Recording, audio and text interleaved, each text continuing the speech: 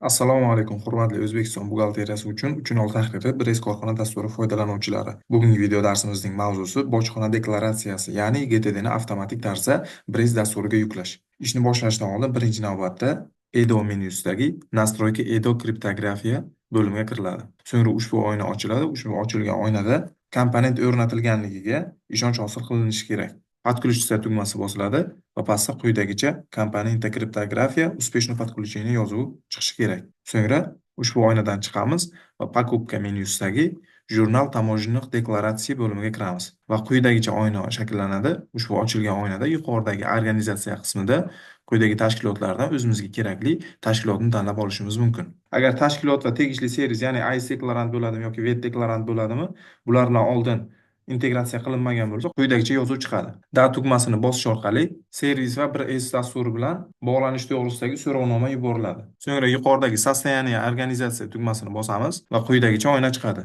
Ushbu shakllangan oynada quyida organizatsiya qismida tashkilotlar bo'ladi va ICE deklarant va VET deklarant qismlarga ajratilgan bo'ladi. Quyida ko'rishimiz mumkin, ikkinchi tashkilotimiz bo'yicha ICE deklarantga so'rov yuborilganligi to'g'risida belgini ko'rishimiz mumkin. So'ngra pastdagi подключение выбранной organizatsiya tugmasi bosiladi va quyida qaysi servis orqali bog'lashimizni ko'rsatishimiz mumkin. Quyidagicha. So'ng soстояние organizatsiya tugmasidan so'ng настройка tugmasi ham mavjud. Настройкani bosganimizdan so'ng quyidagi oyna ochiladi. Ushbu ochilgan oynada vid nomenklatura qismida avtomatik ravishda загрузка qilinadigan nomenklatura ma'lumotlarini ko'rsatishimiz mumkin. Vid nomenklaturada quyidagi nomenklatura turlaridan o'zimizga keraklisini tanlab olishimiz mumkin. Deylik, tovar. Va pastdagi gruppa для новой nomenklatura qismida esa yangi nomenklatura uchun yangi guruhlar yaratishimiz mumkin yoki quyidagi ro'yxatdan o'zimizga kerakli guruhni qo'shib qo'yishimiz mumkin. So'ngra adbor qismiga o'tamiz va adbor qismida ma'lumotlar maydonidagi muddat va servis turlari aks etgan va сохранить tugmasini bosamiz. Сохранить tugmasini bosganimizdan so'ng quyidagi ma'lumotlar shakllanadi. Ushbu ma'lumotlarda quyidagi bandlar mavjud. Bular registratsiya nomeri, registratsiya sanasi, so'ngra rejimlari, keyingi qatorda esa ID va oxirgi status qatorida esa GTDlarning holati aks etadi. Quyida ikki xil statusni ko'rishimiz mumkin. Bular загрузить va загружен. Ya'ni загрузить hali 1S dasturiga yuklanmagan, загружен esa yuklangan. Загрузить tugmasini bosganimizdan so'ng quyidagi загружен holatiga o'zgaradi. Bundan tashqari rangi orqali ham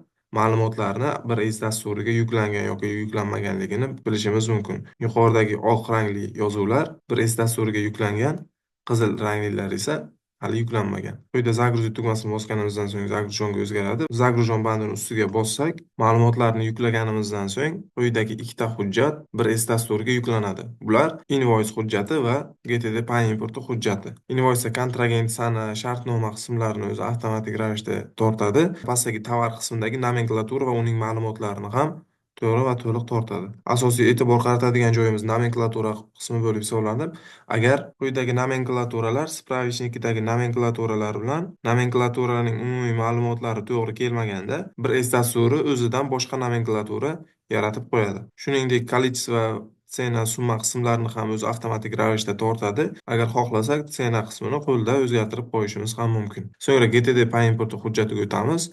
GTDda quyidagi ma'lumotlar shakllanadi. Ushbu главный qismida tamojenniy nomer GTD va depozit qismlari qo'lda to'ldiriladi. Tamojenniy sbor qismi o'zi avtomatik ravishda shakllanadi va razdel GTD qismiga o'tamiz. Razdel GTD qismida ham quyidagi ko'rinishda bojxona boji va qo'shilgan qiymat solig'i ma'lumotlarini ko'rishimiz mumkin. Ushbu ma'lumotlarni ham 1S dasturi o'zi avtomatik ravishda shakllantiradi. Ushbu oynadan chiqamiz. Yuklab olgan hujjatimiz invoice покупка menyusidagi поступление akt nakladniy bo'limida joylashadi. GTD hujjati esa покупка menyusidagi GTD pay import bo'limida joylashgan.